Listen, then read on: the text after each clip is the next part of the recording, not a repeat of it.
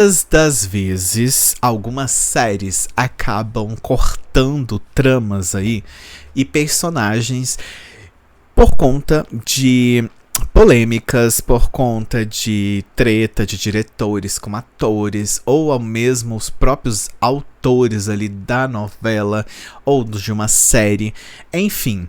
Acontece que no meio da história pode cortar alguns personagens, dependendo de como que o público está reagindo a isso. A gente sabe muito bem que a maioria dos personagens que são cortados, né, dessas histórias, né, geralmente são personagens ou de que pertencem a alguma minoria.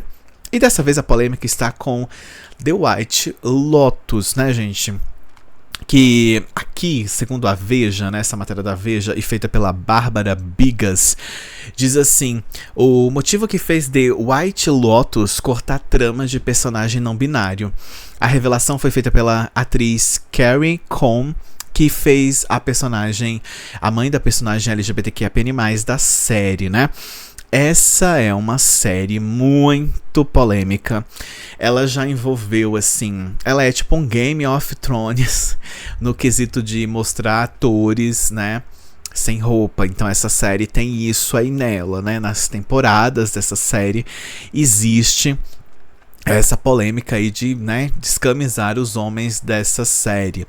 Então, ela já tem na boca de um povo, né, determinadas polêmicas aí. Mas é uma série muito boa, né, as pessoas elogiam bastante, elogiam os atores, elogiam a fotografia da série.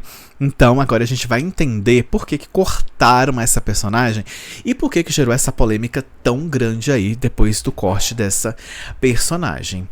Vamos começar então. Carrie Coon, atriz que interpreta Lauren em The White Lotus, disse em entrevista à revista Harper's Bazaar que a série deixou de incluir a trama da não-binariedade de Ellen, filha de sua personagem. Segundo Coon, a série foi escrita antes de Donald Trump assumir a presidência dos Estados Unidos, mas os cortes aconteceram depois de sua posse.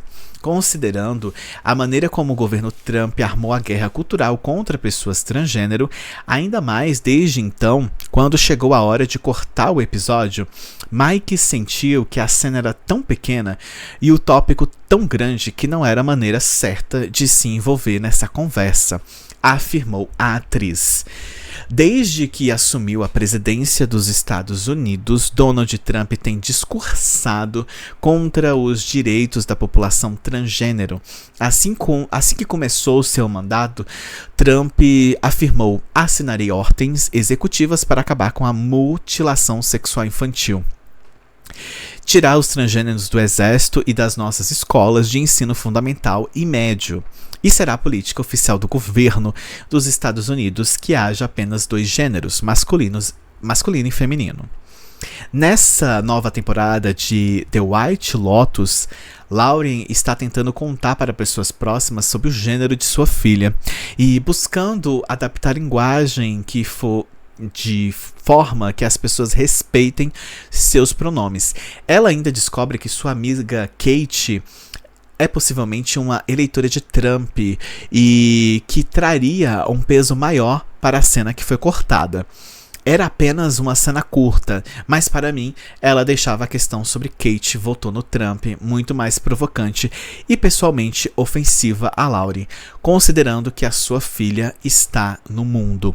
Gente, isso aqui é uma polêmica muito grande, né, que aconteceu principalmente aí na série The White Lotus, né? Eu sempre chamo essa série de Lotus. E a gente percebe, né, o tanto que a gente está caminhando para um momento sombrio aí. Não caminhando, né? Estamos em um momento tenso aí dos Estados Unidos e que acaba afetando todos os outros países, né? Porque ele é referência em tudo. Mesmo sendo um lixo, né, as falas e questões envolvendo as pessoas, né, que são contra o respeito, né, eu acho que isso é uma questão de respeito e existência que as pessoas têm no mundo, mas é difícil você entender também como o posicionamento das empresas, né? Principalmente que querem dinheiro. Então elas estão ali por conta de dinheiro. Então, se não falar sobre determinado assunto está dando dinheiro para elas, elas vão atrás dessas pessoas. Se falar sobre a diversidade dá dinheiro, elas vão ali. Se não falar demais dinheiro, elas também vão. Então, o mundo capitalista funciona desse jeito, né? E isso já está reverberando aqui no Brasil, principalmente na Rede Globo de televisão, que já está mudando seu posicionamento, né?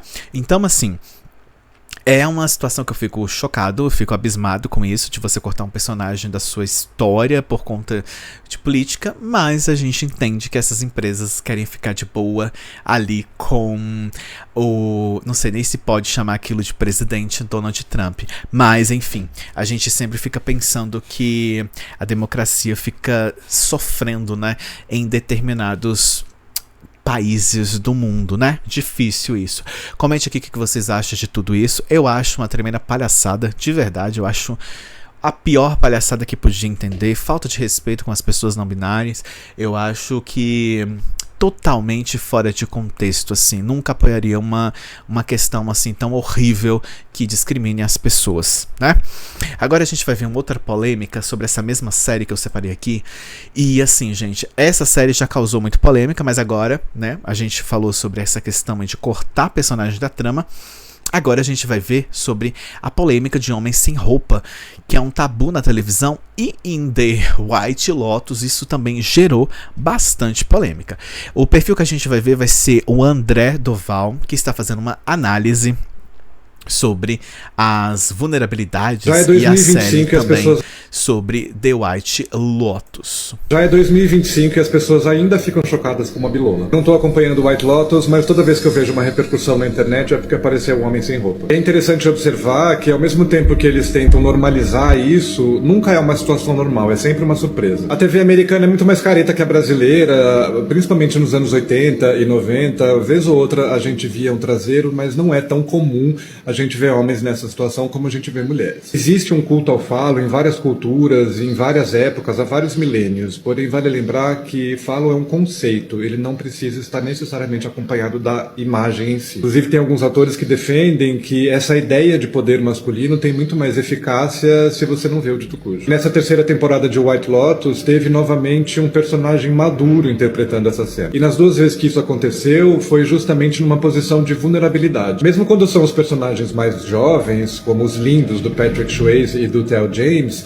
vem sempre com um elemento de drama. E esse balanço final pra mim, mesmo sem assistir, apenas esse recorte dos Despodourados, é que ao mesmo tempo que eles tentam normalizar e de tratar isso como uma coisa comum, ele mostra que não é comum. Não é à toa que a reação da audiência é virar esse frisson. Tem um artigo da BBC escrito por Laura Martin que chama de o P melodramático. Como você enxerga isso e qual a sua posição? Já é 2025 e as pessoas ainda ficam chocadas com uma bilola. Só que uma questão que a gente tem que falar é que essa cena específica, né, de The White Lotus é uma cena computadorizada, né?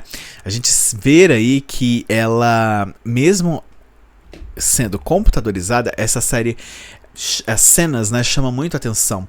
Tem muitas séries que usam próteses, né, pra fazer essas cenas de nudez masculina e acaba também gerando muitas outras polêmicas, né, principalmente das mulheres e toda essa sexualização aí. E isso é um assunto também muito importante de se falar, né, quando é na sociedade, né, sobre essa questão da virilidade masculina. E isso se repete e reverbera tanto em até construções, né, de prédios altos que simbolizem falocentrismo, né? O falocentrismo que a gente fala. Então, assim, é muito estranho a sociedade, né? A sociedade é muito louca. Então, tem determinado momento que você tem que entrar na loucura da sociedade para tentar entender de alguma forma os fundamentos disso, né, para você falar para as pessoas o que você acha, porque tem muita coisa enraizada mesmo, que as pessoas não buscam conhecimento, não vão atrás, e isso realmente é um atraso. Gente, comente aqui o que vocês acham de tudo isso, o que vocês estão achando dessa série, se você já assistiu, Se você não assistiu, comenta aí, porque eu acho assim, é uma série que tem muitas... Às vezes, assim, pelo que a gente tá falando aqui, pode ser uma série considerada baixaria, né? Mas não é assim, tá? É uma série boa e tem cenas muito tensas, é um drama, assim, muito grande. Mas tem os seus momentos aí que a série tem situações aí, cenas muito chocantes mesmo, tá? Agora, vamos ler aí uns comentários que vocês deixaram no vídeo anterior. Beijo pra vocês que sempre comentam, vocês são sensacionais e incríveis, camponesas e camponeses do meu coração, viu?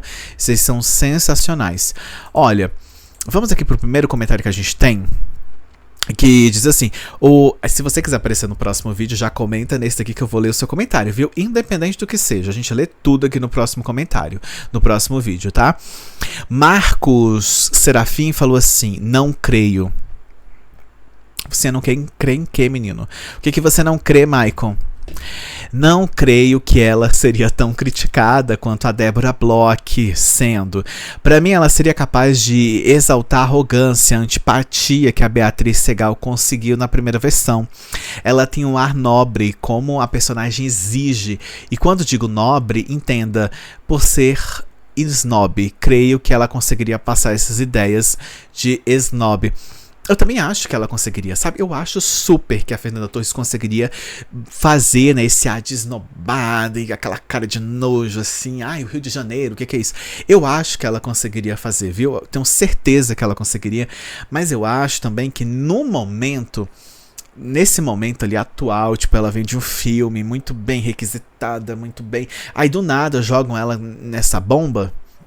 Eu acho que daria muito... Assim, entenda, não daria muito ruim, tá? Ela conseguiria fazer com certeza, mas geraria muito burburinho em matérias sensacionalistas, né? Então acho que isso não seria bom pra Fernanda Torres de nenhuma forma, e ainda bem que ela não pegou esse papel, ela falou, vaza!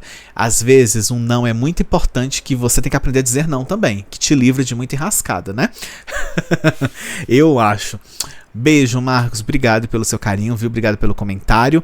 Agora, deixa eu pegar aqui o outro comentário que a gente tem aqui. Bora lá. Enquanto isso, se você tá chegando agora nesse vídeo, gente, curta esse vídeo, deixa o seu gostei aí, que é muito importante pra gente, viu? Ajuda bastante.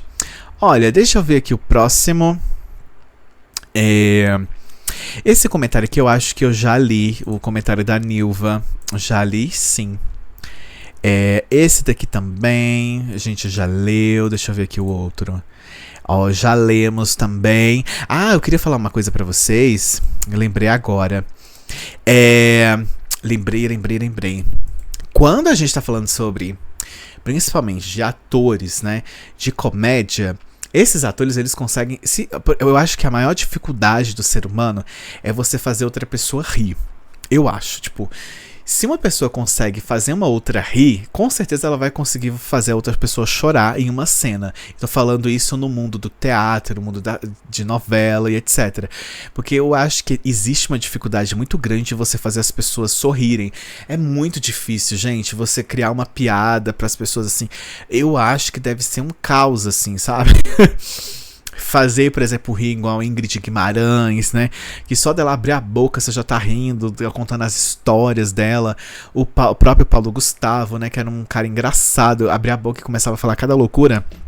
E assim, pessoas, grandes artistas do brasileiro, né, grandes profissionais. Às vezes eu falo assim, ai gente, grande loucura que esse homem falava, não sei o quê. Mas eu tô dizendo isso não no sentido pejorativo, eu tô falando que o cara conseguia fazer comédia da melhor forma possível. Então são pessoas que eu considero gênios, assim, né, foram gênios, são gênios que estão aí. E às vezes as pessoas não valorizam eles. Vão valorizar depois que eles morrerem, quando eles não puderem ouvir e entender o quanto incríveis eles são. Então eu acho que fazer rir é muito mais difícil do que você fazer uma pessoa chorar. E eu acho que a Fernanda Torres conseguiria sim fazer muitos personagens assim sensacionais. Eu inclusive... acho que, né, eu só lembro de Os Normais e Tapas e Beijos da Fernanda Torres, mas eu acho que Os Normais ele consegue se destacar, tipo, em cenas mais hilárias, assim, sabe, você vai assistir aquele negócio, aí você fica assim, meu Deus, Tipo, ela de noiva, correndo na praia, ou no meio da pista, assim. Gente, é uma loucura aquilo, muito bom. E loucura que eu tô dizendo aqui não é que é ruim, é que é muito bom. É uma questão, o que eu estou tentando dizer que é uma questão exagerada, né? E é muito bom mesmo, né? Então acho que ela daria um show sim, fazendo um personagem de vilã ali, de uma mulher má e etc, né? Acho que daria, seria muito sensacional, né? Gente, muito obrigado por você ter ficado até aqui. Beijão pra você, viu? Se você é novo ou nova nesse canal, se inscreve aí, que aqui a gente fala sobre notícias de cinema, a gente também fala sobre assuntos em alto, que é muito importante. E eu vou deixar os outros vídeos aqui pra vocês assistirem, viu? Beijão pra todo mundo. Fui!